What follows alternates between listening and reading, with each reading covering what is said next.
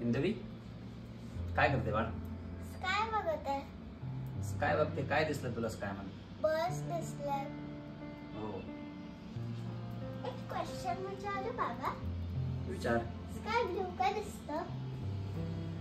Sky Baloch दिसतं आपल्याला. दिवसाचं ब्ल्यू दिसतं, रात्रीचं ब्लॅक दिसतं आणि संध्याकाळ झाली की आपल्याला ते लालसर पण दिसतं.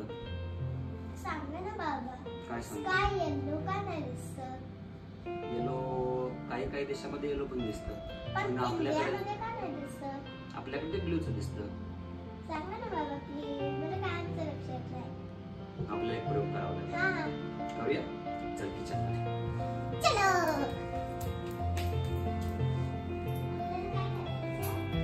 किचन मध्ये आपल्याला एक ग्लास घ्यायचा आहे.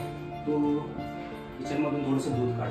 दूध घे. दूध ग्लास आहे. या ग्लास मध्ये आपण पाणी भरून घेऊया पूर्ण. दूध काढलं बाळा. पाण्यामध्ये ना फक्त दुधाचे 2 थेंब टाकायचे, जास्ती टाकायचे नाही. फक्त 2 थेंब टाकायचे. 2 थेंबच टाकायचे फक्त. प्रयोग नाही होणार का? प्रयोग नाही होणार जास्त.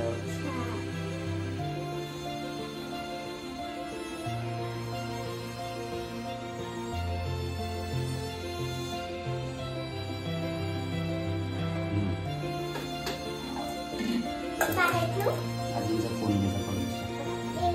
त्याची टॉर्च लावता येते तुला.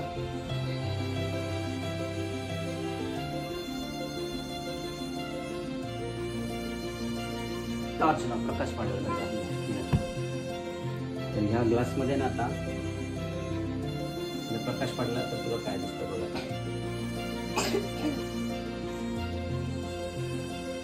काय दिसला? ब्ल्यू. कसं काय? कुठला रंग दिसतो हा? हा ब्ल्यू दिसत आहे. हे रेज कुठले जातात का? ब्ल्यू रेज आहेत ना. हा. आणि सगळं हे पाणी दिसतं ना निळं. वाव. असं कसं काय झालं? सांगा ना बाबा, असं कसं काय झालं? दिसतं ना ब्ल्यू. हो. मग आपलं आकाश पण याचमुळे ब्ल्यू दिसतं. आपलं आकाश ब्ल्यू दिसण्याचं खरं कारण आहे सूर्याच्या याच्यातून विविध रंगाच्या लहरी येतात. म्हणजे सगळ्याच रंगाच्या लहरी असतात. जो निळा रंग असतात त्या निळ्या रंगाच्या अतिशय सूक्ष्म लहरी असतात. आणि त्या सूक्ष्म लहरी असल्यामुळे त्या हवेमध्ये जास्त प्रसारतात. म्हणून आपल्याला आकाश आहे ते निळ्या रंगाचं. आलं लक्षात?